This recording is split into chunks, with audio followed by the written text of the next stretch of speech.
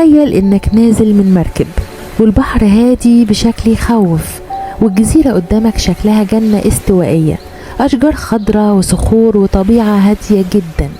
تنزل أول خطوة تبص تحت رجلك تلاقي ثعبان، ترجع خطوة لورا تلاقي 2، ترفع عينك على الشجرة تكتشف ان فوق دماغك كمان في تعابين، وفجأة تدرك ان المكان اللي واقف فيه مش مجرد جزيرة، ده مكان البشر فيه بقوا أقلية، والمسيطر الحقيقي عليه آلاف الأفاعي السامة اللي بيعتقد ان فيها اكتر من 4000 أفعى، بينها نوع نادر يسمى أفعى رأس الرمح الذهبي، سمها يذيب اللحم خلال دقائق.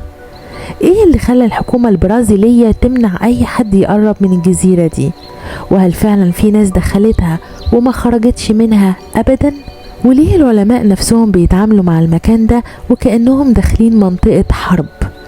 النهاردة هنروح سوا لأخطر جزيرة على وجه الأرض، جزيرة آيلا كيمادا جراندي، أو زي ما العالم كله بيسميها جزيرة الأفاعي. الفيديو كامل موجود على القناة.